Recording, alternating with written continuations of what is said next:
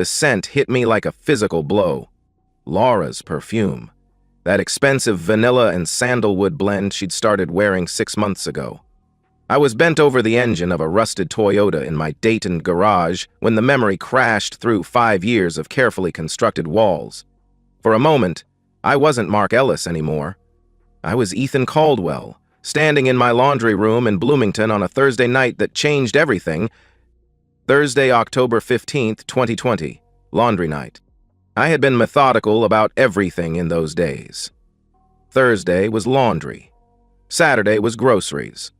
Sunday was family dinner, though family had become increasingly loose. Laura worked marketing at the insurance company.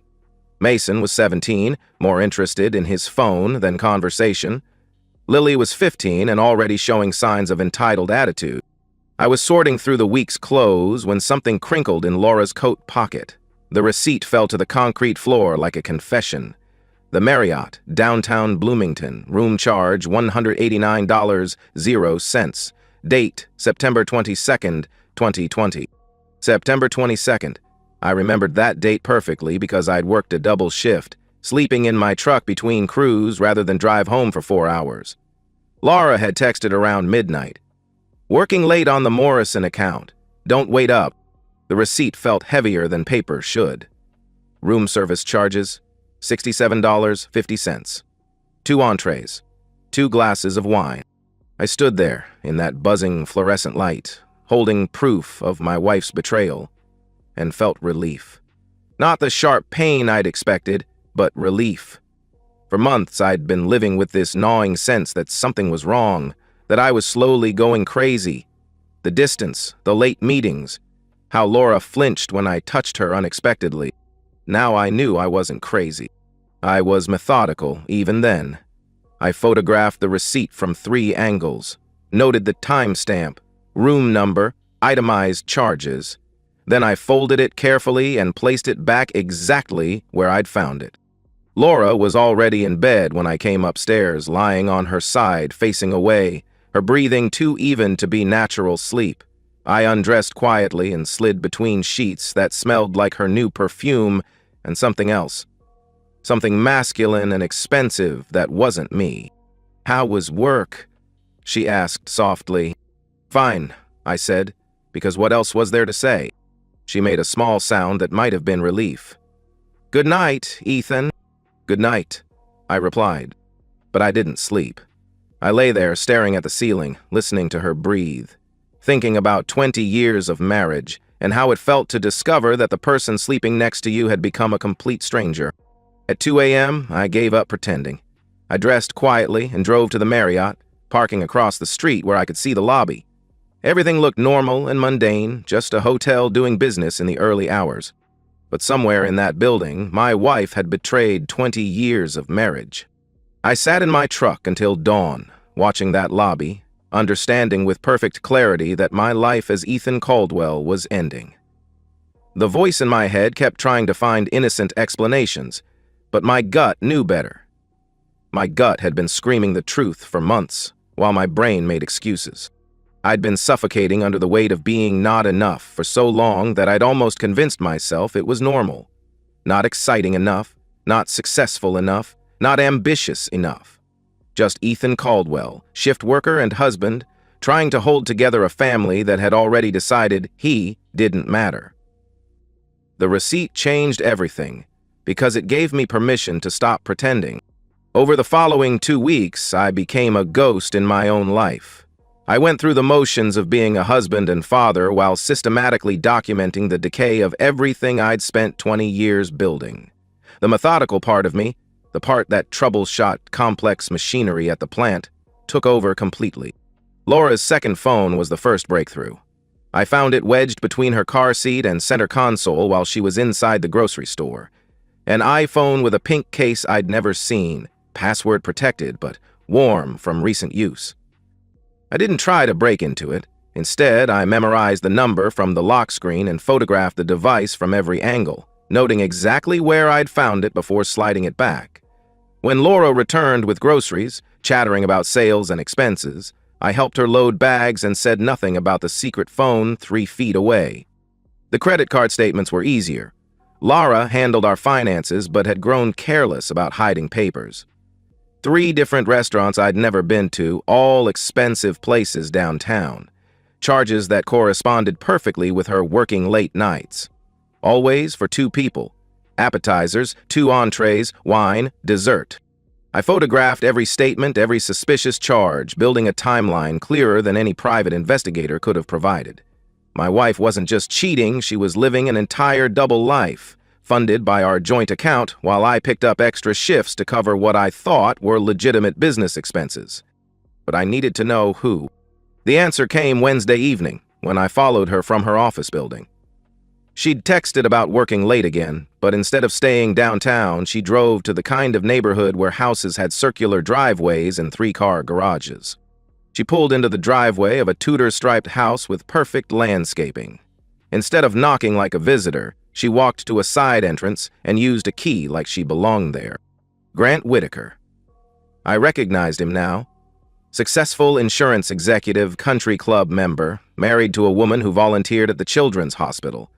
I'd seen his picture in the business journal, read about his promotion to regional manager. He was everything I wasn't. Expensive suits, manicured hands, smooth confidence that came from never worrying about overtime pay or electric bills.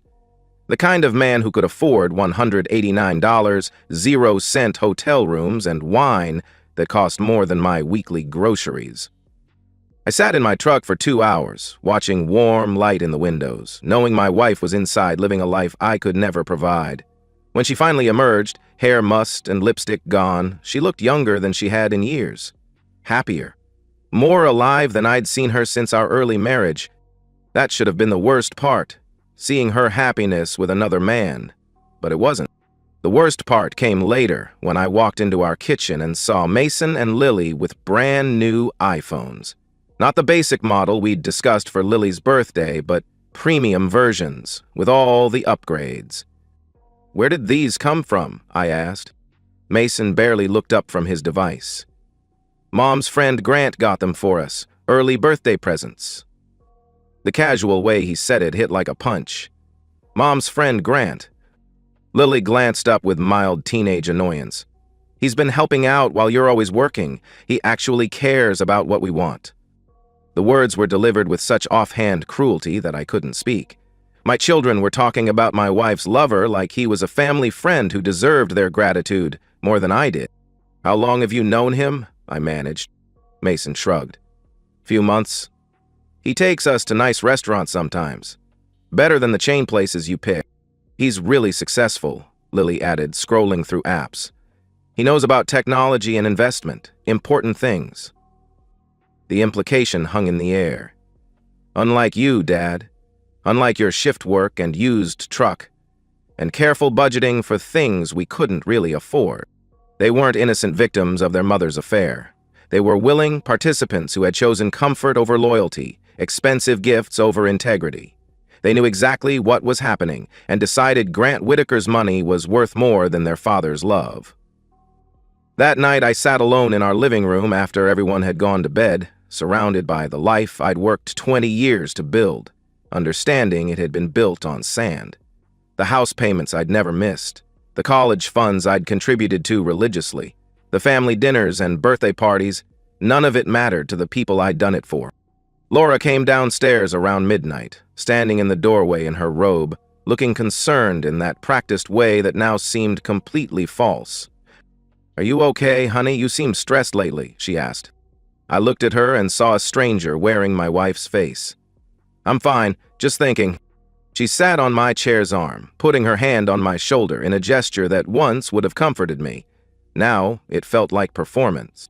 "Maybe you should take time off. You've been working such long hours. The kids and I barely see you anymore." The kids and I. Like we were separate entities, like I was the outsider who needed to work harder to earn a place in my own family.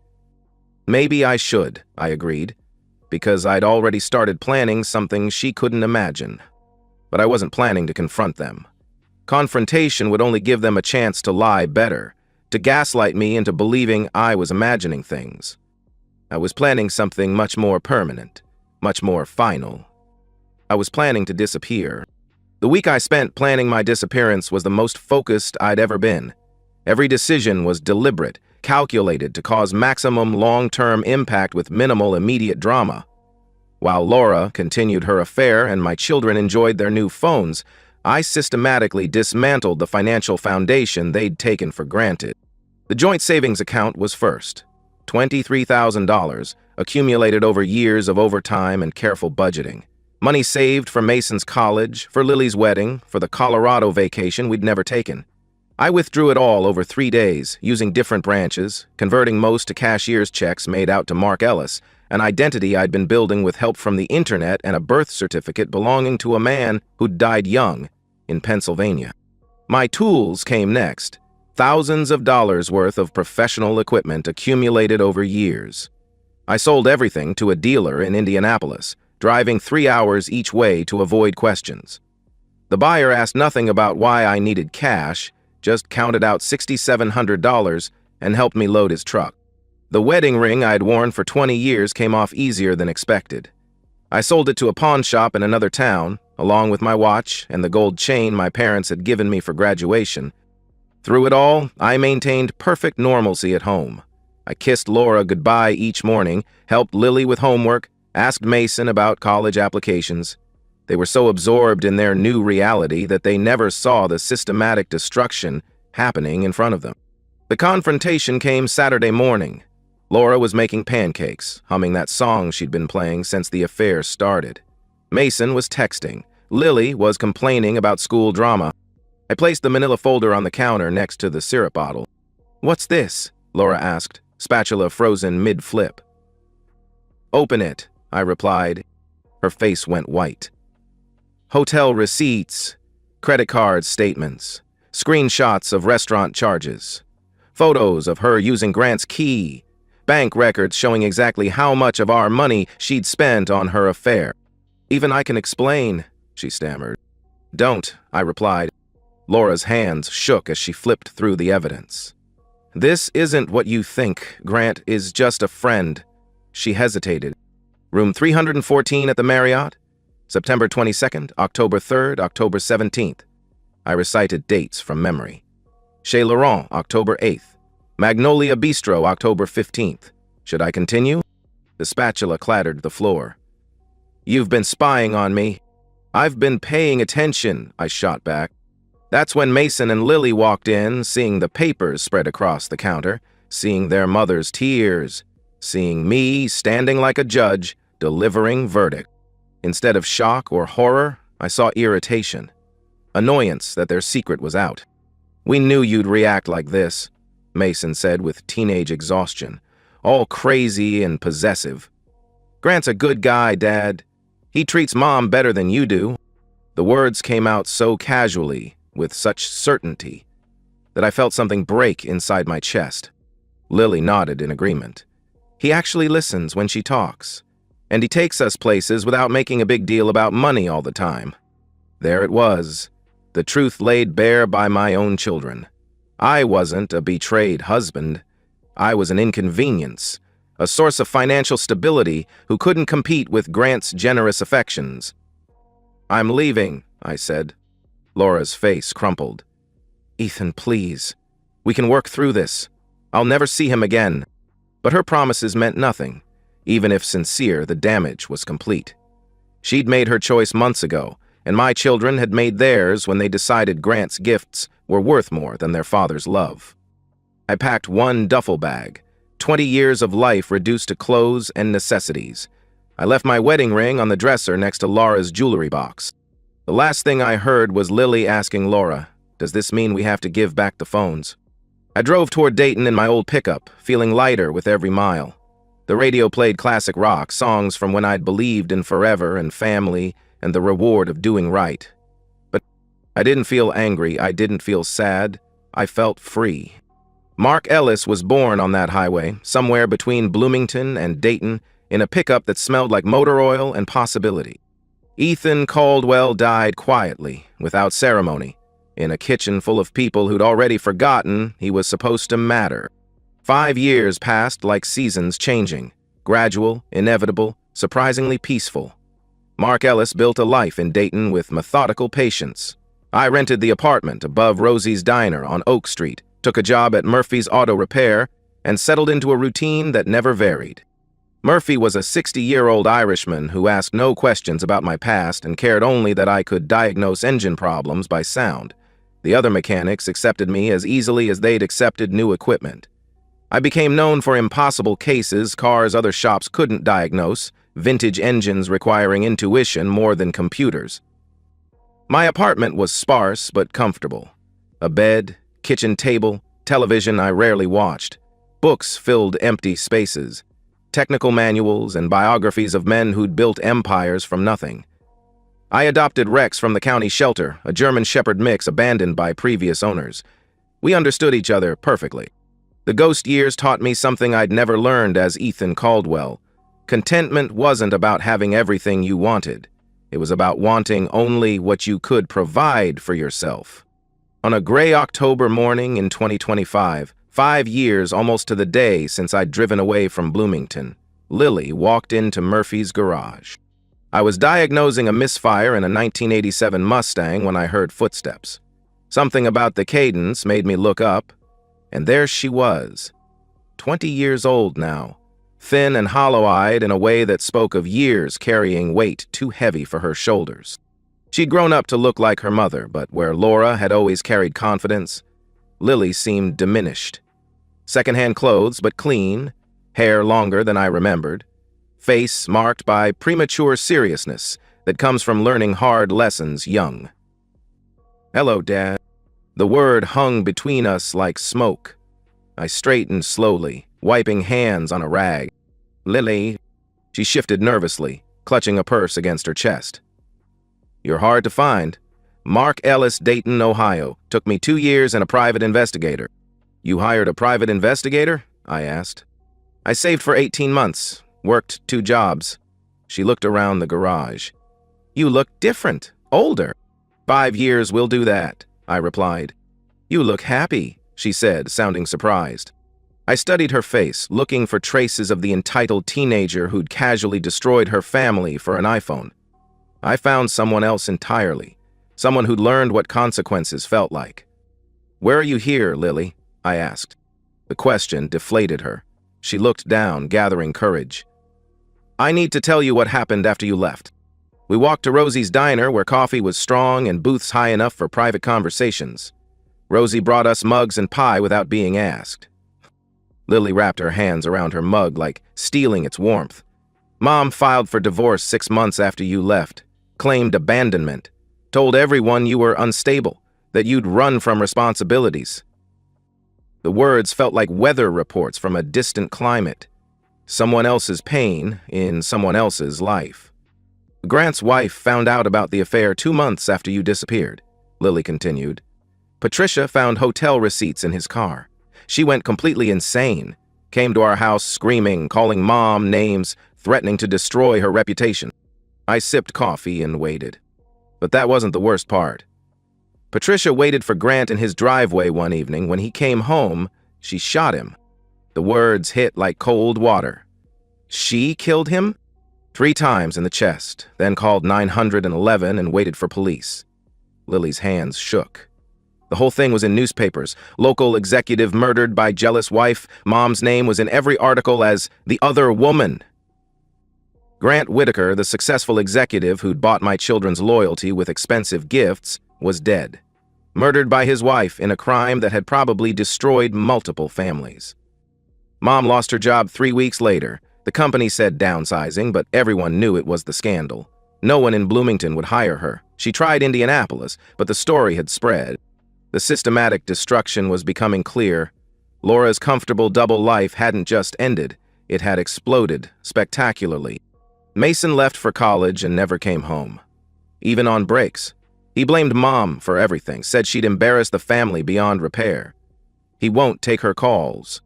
"And you?" I asked. Lily's laugh was bitter. "I stayed. Somebody had to. We lost the house, couldn't make payments without your income. She's working as a waitress now, making barely enough for rent on a 1-bedroom apartment." This young woman bore no resemblance to the spoiled teenager who defended Grant Whitaker. She'd been forced to grow up quickly, to face consequences her 15-year-old self never could have imagined. She cries every night, keeps your old photos on her nightstand and never took off her wedding ring.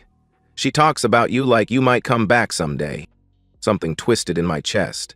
Not quite sympathy, but not indifference either. She knows she destroyed everything. But knowing doesn't fix anything. It just makes the nights longer. We sat in silence, listening to the diner's background noise. Grill sizzling, customers talking, life continuing around our small island of reckoning. "I'm sorry," Lily finally said, "for what I said in the kitchen, for choosing his gifts over your love, for not seeing what we were doing." The apology was genuine but also desperate, less about my forgiveness and more about her need for absolution. "We were kids," she added. "You were 17 and 15, I said gently. "Old enough to understand loyalty, old enough to know actions have consequences." Her face crumpled. "I know. I've had 5 years to think about it. That man who bought us phones, we never really knew him. He was a stranger who died violently and left nothing but scandal, and we chose him over you." The pain in her voice was real, but so was the calculation. Lily had come not just to apologize, but to see if anything could be salvaged. "Is that why you're here? To apologize?" She looked up with eyes older than 20 should be. "I'm here because I love you, and because I've spent 5 years learning to live with what we did. Because Mom is broken and Mason won't talk to any of us, and I don't know how to fix anything." There it was. Not just guilt, but hope. Hope that I might restore the stability they'd thrown away. "I forgave you long ago," I said. "All of you. Carrying anger was like carrying hot coals. It only burned me." Relief flooded her face. "So you'll come back? You'll come home?" The question hung like a bridge I had no intention of crossing. "Forgiveness doesn't mean reconciliation, Lily. I forgave you so I could move on, not so you could feel better." Her face fell. "But we're family." "No. We were family." Past tense. Family requires loyalty, trust, mutual respect. What we had was people sharing a house who decided a stranger's money was worth more than a father's love. The words were delivered without anger, just cold finality. Lily began to cry. Not manipulative tears, but genuine grief of someone who'd finally understood that some bridges, once burned, can never be rebuilt. I paid for coffee and walked her to the bus station. She hugged me goodbye, and I let her, because she needed that connection, even if it meant nothing to me. "I love you, Dad," she whispered. "I know," I said. "I loved you too." Her past tense. The most honest words I'd spoken in 5 years. 6 months after Lily's visit, Mark Ellis had settled deeper into his new identity.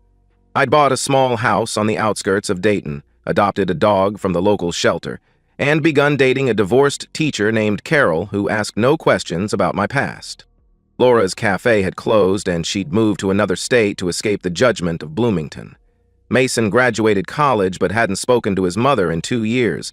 Lily worked at a nonprofit, trying to rebuild her life while carrying the weight of my rejection. I sometimes thought about my old life, but it felt like remembering a movie I'd once watched, rather than something I'd lived. I wasn't the same man who'd once desperately wanted to be enough for people who never valued what I offered. Mark Ellis was harder, more self-contained, but also more authentic. I'd finally become the man I needed to be, instead of the man others demanded. Carol and I had developed something real, not the desperate codependence I'd mistaken for love in my first marriage, but mutual respect between two people who'd learned to be complete on their own. We talked about small things, her students, my repair jobs, the weather. It was peaceful in a way I'd never experienced during 20 years of walking on eggshells. "You're different from other divorced men," she told me one evening as we sat on my back porch. "Most are either bitter about their ex-wives or still carrying torches. You seem resolved." I made peace with letting go, I said, and it was true. The private investigator's report had arrived 3 weeks earlier, Lily's doing, apparently, wanting to check on me from a distance. It contained the basic facts of Mark Ellis's life. Employed mechanic, homeowner, dog owner, relationship with local teacher. No criminal record, no debts, no complications. A perfectly ordinary existence, which was exactly what I'd wanted.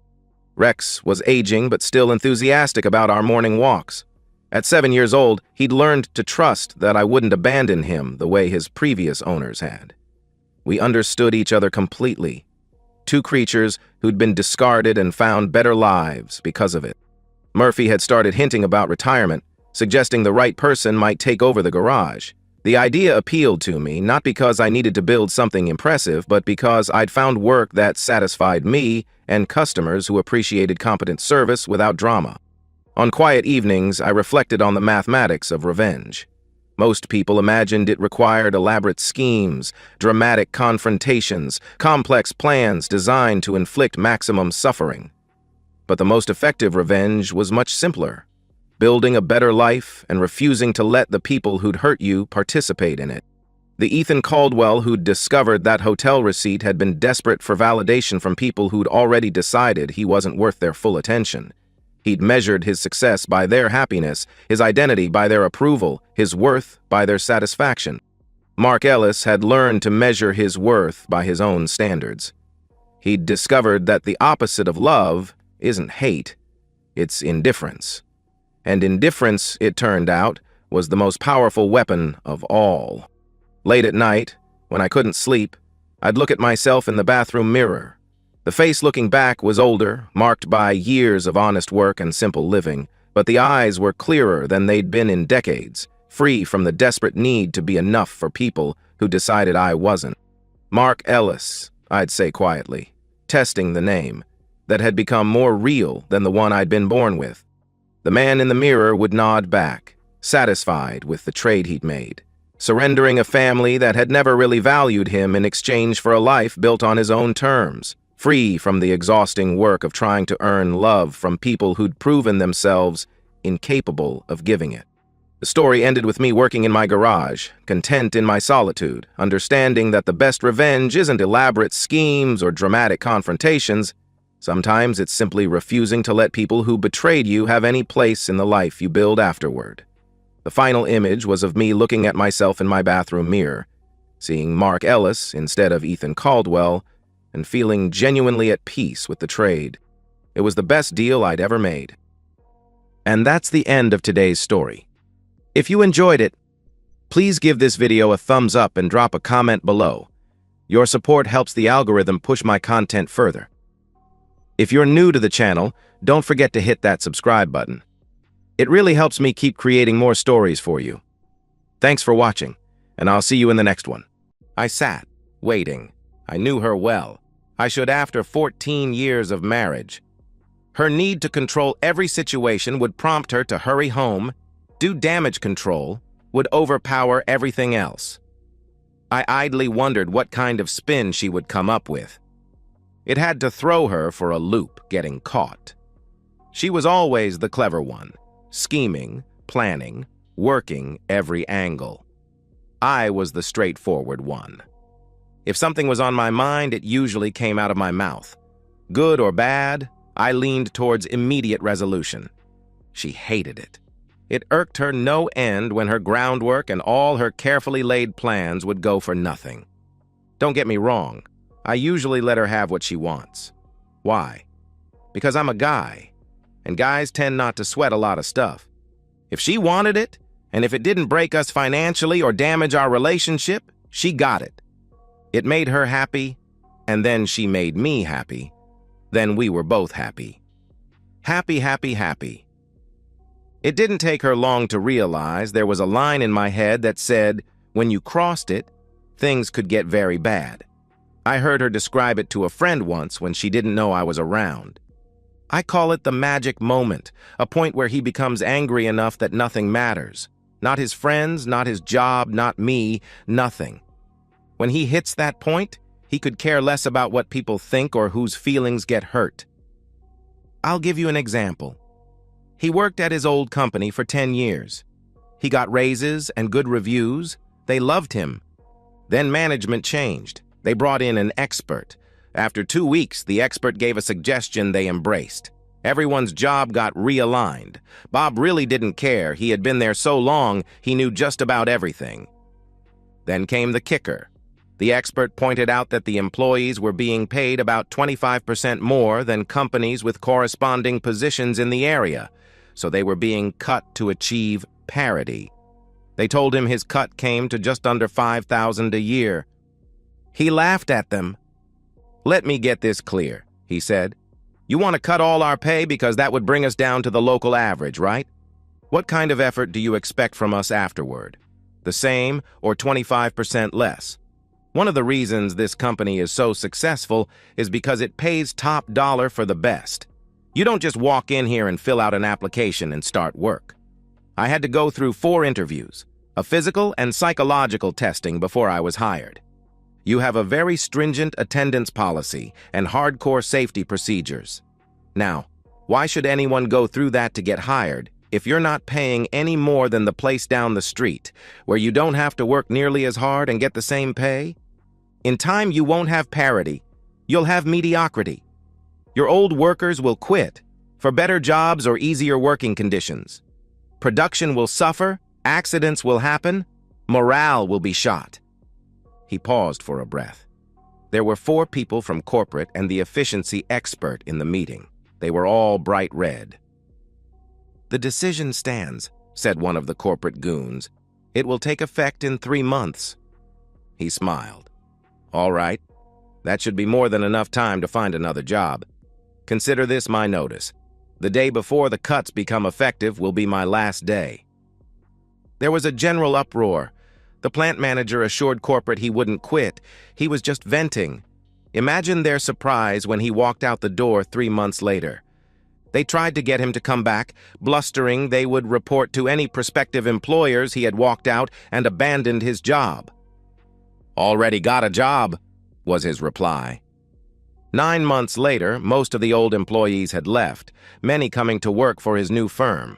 They flew 2 corporate officers down to try and persuade him to return, offering him a nice raise. He laughed, wished them success, and left the restaurant. Once he makes a decision, no one in the world can change his mind. And while it may seem like a snap decision at the time, he's usually thought about it long and hard. And it doesn't matter about the financial cost at all. Not to him. "I can live without money, but not without my self-respect." I've heard that a dozen times. I thought back through the years, trying to pinpoint exactly when she thought it would be acceptable to have intimacy with another man. She'd tried to get me to accept a lot over the years. Going to Cancun for 2 weeks with her friends, a couple who were borderline sluts, one that was married. She had worked up a pretty good presentation. It would be good to have a break from each other. It would make us stronger. I told her the idea sucked. The thought of her in a foreign country, on a beach with a lot of alcohol in the company of a group of women I considered little more than seeking missiles, was not really a good idea. But it's your life, so do whatever you're of a mind to do. Just be aware of the cost. She had learned over the years that was one of my key phrases. It meant I knew she was wrong or it was a really bad idea. But I was tired of discussing it, and if she went ahead, she was going to have to deal with the consequences. "Just one more thing. I'll need my rings back. If you're going to spread for strangers, you'll do it without them on." She blew up and started to argue. I just sat until she ran out of steam. "I thought of a few more things while you were talking. You won't have time to rent an apartment while on vacation, so do you want me to put your things in storage or take them to your mother's house?" She sulked, she screamed, and she refused to cancel the plans. 3 days before she was to get on the plane, she came home to an empty house and a note. "Thought it over. Decided I didn't want to live here. Now you can go with a clear conscience, not worrying about betraying anyone. Have a nice trip. Oh, and keep the rings. They hold no value for me anymore." Her friends urged her to forget me and leave, but she tried for 2 days to find me. I had taken a bit of my own vacation time and went camping. I idly wondered if she got on the plane as I made another cast, determined to get that big bass I missed last summer when I heard a sound. "I figured you'd be here. Thank you for ruining a really good vacation. As you can see, I didn't go. Happy now? I felt the rod twitch. Maybe Mr. Big was coming out to play. No, I'm not happy. It's hard knowing if I'd been a little weaker, you'd have trotted off, spread your legs, and had a hell of a time, knowing you had me under your thumb. Why are you here? Trying to ruin my weekend won't work. Know why? Because you won't be here. Go home, go somewhere else, just get the hell away from me. Since you didn't go, I'll fire the private eye and go for irreconcilable differences instead of adultery. Shit, it's so easy nowadays. We can be done in 4 months.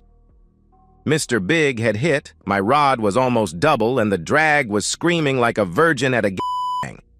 He broke water, dancing across the water on his tail. He had to be 8 pounds, maybe 10. Damn.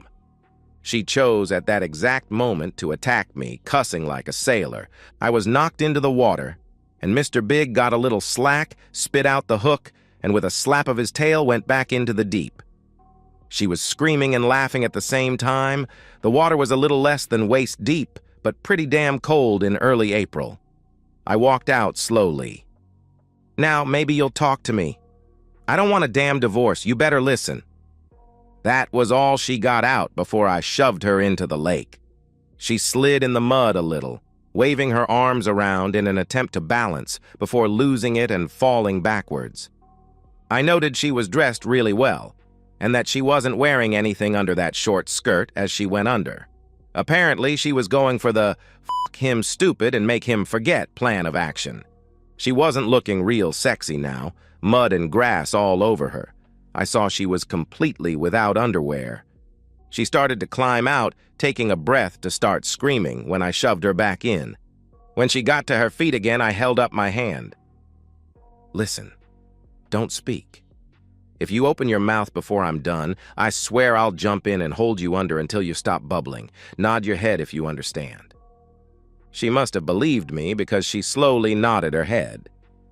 Now, what have we got to talk about? We both know if I had given in, you would be with someone else right about now. Deny it all you want, we both know it's the truth. I hope your slut friends stand by you. You're going to need friends. Maybe you can spend your time trying to steal men from each other. God knows they've all made runs at me, even the married one. I'm going now. Do not follow me. Do not call me. Don't fight it when the papers are served. I could hear her crying and calling my name as I left. It was no surprise when she fought the divorce, but I had to wonder why. She got a really good lawyer who finagled her way onto the docket of one Edith Vine, a Judge Judy wannabe who was notorious for trying to keep people together, and we had to go to counseling. I almost got a contempt order for mouthing off. This is just foolishness, Your Honor. I don't want to work it out. I don't want to save the marriage. I just want out. She got really icy with me. Mr. James, you don't have to like it, but you do have to go, and I better hear you're participating. Do you understand? I was pissed, so I really pushed it. The bitch was so full of shit, her eyeballs were turning brown. I understand, Your Honor, but tell me, didn't you go to counseling with your recently departed husband? Did it help? Seems I remember the divorce going through anyway. Let me ask you a hypothetical question, ma'am. If I were to say you were a terrible judge with no concept at all of the human condition, and it would be a great service to the people of this community if you lost your re-election bid, would it piss you more because I dared say it, or because I was right? I've never seen anyone go from pale to red and back again that fast. She pounded her gavel angrily. Bailiff, take this man and have him processed for contempt. My lawyer and close friend were up in a flash. Hold on just a second, Your Honor. Are you going to jail a man for asking a hypothetical question? Your opponent in the race would eat that up. Please. He meant nothing by it. He's right, Your Honor. It was just a question. I take it back. I just couldn't resist. However, when you lose this November, and you're just a citizen on the street like the rest of us, I'm going to make it a point to look you up and give you a detailed opinion of your skills. All right, so I dodged the contempt bullet, but she got back at me by raising the mandatory sessions from 6 to 12. The first 3 sessions were very frustrating to both her and the therapist. I loved to read, and instead of answering in real words, used quotes from books and poems. Shakespeare was a goldmine, with lots of cheating women in his work. They got through my defenses in the fourth session. Maybe I was tired, maybe I wasn't as focused as I should have been. When she cried this time, I knew she actually meant it. The other time she turned it on and off too easily, this time she couldn't stop. The therapist had asked why I married her.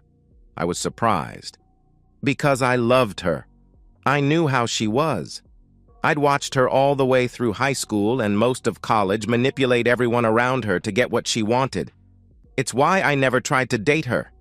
In the end, she had to ask me out. I went because I was curious. What could she possibly want with me? I wasn't rich. I don't think I'm that good looking. And I wasn't into games. We went to a party thrown by one of her friends. Her boyfriend, who she told me she had broken up with, was there. She tried to use me to prove she could get anyone she wanted, so he had better fall in line. Took me about 3 minutes to figure it out. After that, I decided to have a little fun. I pretty much ignored her the rest of the evening, danced with her friends, flirted, did a little groping, all where she could see me. She was furious. She finally got me outside and lit into me. "What the hell are you doing? You're supposed to be with me, the one you brought, remember? Behave!" It shocked her when I laughed. "What the hell do you think I'm doing?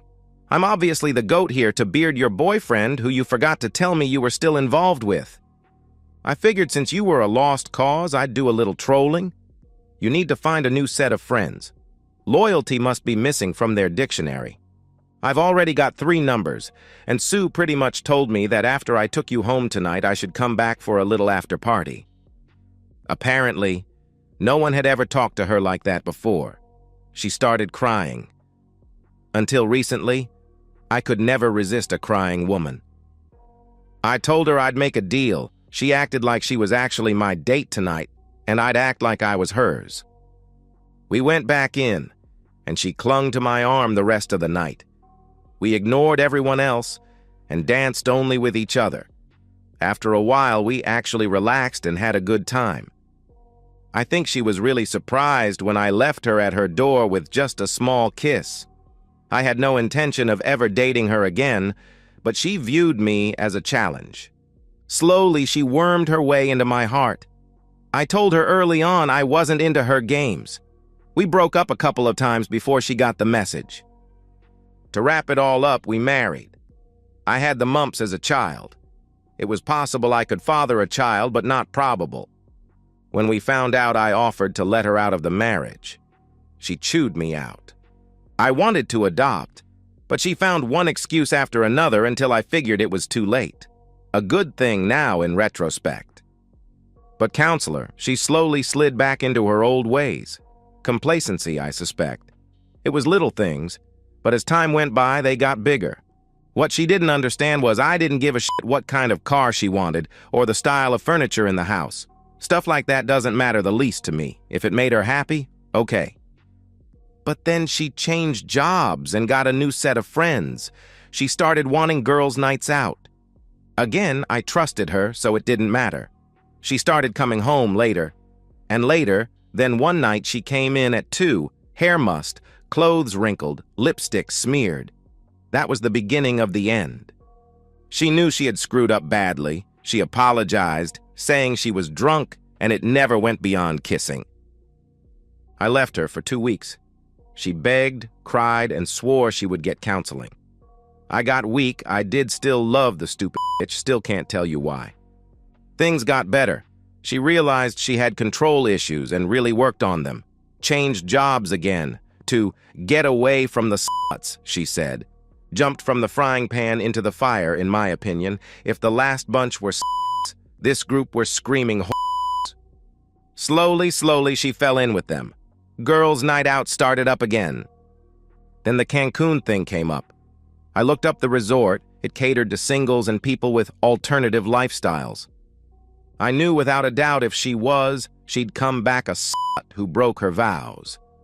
And it burned up all her vacation time, ruining the plans we'd already made. I tried to talk to her. She used platitudes and bullshit that came straight out of the cheater's handbook. I reached my limit and gave her my ultimatum.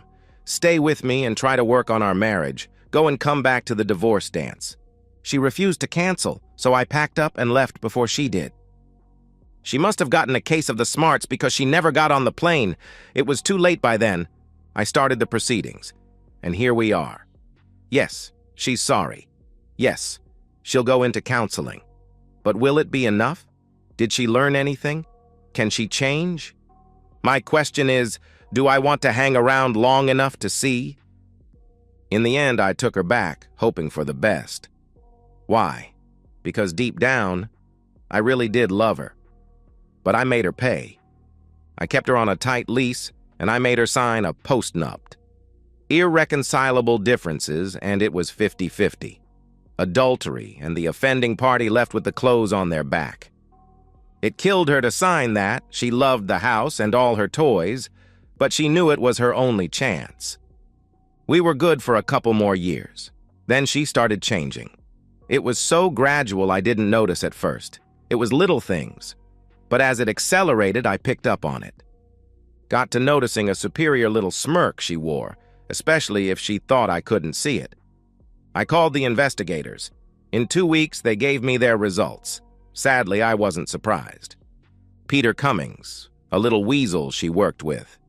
According to the report, he was little more than a gigolo, seeking wealthy older women to subsidize his lifestyle. Handsome, I guess. I didn't like his eyes. He took one look at her Mercedes convertible, the rings on her fingers, the perfect hair, and smelled money. He flattered her. She gave him little gifts. He must be good in the sack, as many times as they met. I never saw them together and had them give the report to the lawyer I had chosen. She had broken the straw on the camel's back. I waited until I knew they were together and sent him a text. Emergency, get back to me. Call, no text. She called me back in 3 minutes, breathing hard. What's the emergency? It's not really an emergency, more a courtesy call. I'm divorcing you. Have Peter follow you back. You can drop off your car and he can help you pack your clothes. Leave your jewelry on the vanity, along with your house and car keys. There was dead silence for a few seconds until she recovered. What in the world are you talking about? I'm talking about the postnupt you signed. Remember? The paper you signed to prove how baseless my lack of faith in you was? I'm talking about the fact that you've been intimating with that slime ball for at least 3 months. I'm talking about the fact that you're in room 334 of the Seasons, buck naked, except for that garter belt. What color is that, lavender or purple? The resolution on the live feed is kind of murky sometimes. This is where I'm supposed to call you a slut, but I can't because you're paying for it with those little gifts and loans. What's a female version of a John? A Jill? I could see her looking around, wildly, trying to see the cameras. Stop looking. You'll never be able to find them. And tell Peter that the leather thong he had on looks absolutely ridiculous on a man his age and body shape. There's a site on the web called Funny Farm that features stupid pictures. Tell him I posted him about 20 minutes ago. I just made famous. He doesn't have to thank me. I have to go now. The locksmith should be here any minute. Wait, I'll be right there. Please, I can explain the whole thing. Curiosity got the best of me, so I grabbed a glass of my favorite wine and waited. I heard her pull up, the rapid clatter of her heels on the walk as she rushed in. She looked around wildly until she saw me in the den. I had lit the fireplace. I found a fire soothing. She approached me slowly and I stood. Sit, I commanded, pointing at the wingback I had placed across from the couch. She drew a breath to complain about my tone, thought better of it, and sat. Wine, I said as I poured myself another. She nodded, wisely remaining silent. I poured a glass, handed it to her, and sat back down. Give me a second to get comfortable. I love fairy tales. They tend to put me to sleep, though, so if I nod off, forgive me. She quivered a sharp retort on her lips before reason kicked in. Honey? You know I love you, right? She paused for my response. When I said nothing, she continued. I'm sorry. Peter was a mistake. But we're done. I told him so when I left. I'm sorry. Maybe you'll do better with your next one, I replied. Her temper surfaced. Really, Shane? You're not helping here. I laughed. I'm sorry. I didn't know I was supposed to help. Help you what? Find another lover? There are a few guys around the office who might be interested, but most of them have pretty high standards. Maybe we could get your nude photos back from Peter, and I could show them the goods. I could do a testimonial. You're pretty good when you want to be. Think that might work? She went pale, wondering how much I really knew. It was pretty dense, in my opinion, letting your lover make nude glamour shots of you. Please stop being mean to me. Tell you what, I will if you just tell me why. Why, knowing what you could lose, would you be that stupid? I don't know why, exactly. Let me try to give you an example. You know that pair of Nike running shoes I've had for years? They're past their prime and pretty much worn out, but they feel so good on my feet I can't stand the thought of giving them up. That's what my love for you is like. Solid, comfortable. I'll never give you up. Then you see a pair of red 4-inch heels in a shop window. You know they're not practical, they'll probably hurt your feet if you wear them too long, but you know you'll look and feel sexy in them for a little while. Those shoes were Peter, fun for a while, but I couldn't wear them every day. Do you understand, honey? It was just a fling, tottering on those heels for a little bit, knowing you could go home and slip into something that made you feel good. Do you understand? I stood. I think I do. Thank you for explaining it to me. I walked to the hall closet and got my jacket. She followed me. Then you understand? You're not throwing me out tonight? No. My lawyer says I can't make you leave until the papers are served, and even then I'm expected to give you a reasonable time to remove your things. He suggested 2 weeks, so you're probably good for 2.5, maybe 3 weeks. Can't sleep with me, though. I'll be a gentleman and move into the spare bedroom. I know how much you enjoy that custom shower you had me install. Her mouth was hanging open. I continued. Tell you what, if you don't make a fuss, I'll help you find a nice apartment, make the deposits, turn everything on, and pay the bills for 3 months. You make decent money, but you've never really had to pay bills, so I'll help you make a budget. You probably won't have anything left over for spa visits, expensive lunches, or shopping sprees. But if you brown bag a couple of days a week, you can afford a night out every 2 weeks or so. I'll even find you a decent used car, but you'll be responsible for the insurance. Take it or not, it's up to you. But in any case, you're gone. I reached into the hall closet and pulled out my favorite black felt fedora. It was vintage, straight out of the 60s. I had a great uncle who never left the house without one, and when he passed, he left all his hats, 31, all in great condition and stored in the original box, to me. They fit me perfectly. I got them at a time when they were just coming back into style. I thought I looked good in them. So did a lot of ladies at my office. My darling wife said I looked silly in them. I set the angle just right and opened the door. She was still trying to process what I'd said. We need to keep talking. Try to work this out. It's 10. Where in the world are you going? I eased her hand off my arm. Shoe shopping. I think I'll look at something young and athletic. Or maybe I'll go for the class of Italian leather. If I can afford it, maybe I'll get both. Don't wait up. I laughed as I drove away, knowing she would be hitting speed dial. It would ring. She should hear it clearly, lying there on the kitchen counter. In the end, I got both in one package. She would leave me in the dust when we ran 5Ks and dance me into a quivering mass in her 6-inch heels. 2 years older, looking 10 years younger, she was smart, sexy, a plain-spoken, non-game-playing goddess. I worshipped the ground she walked on. She bought me hats on my birthday and anniversaries. I have over 50 now.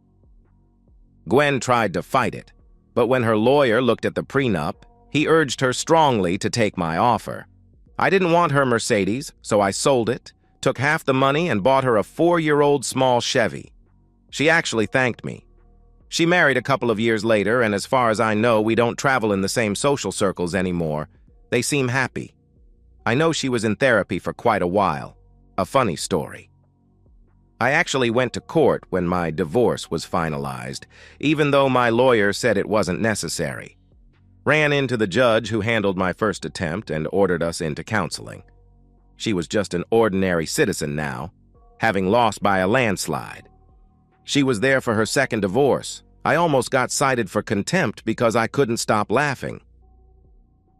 And that's the end of today's story. If you enjoyed it, please give this video a thumbs up and drop a comment below. Your support helps the algorithm push my content further. If you're new to the channel, don't forget to hit that subscribe button. It really helps me keep creating more stories for you. Thanks for watching, and I'll see you in the next one.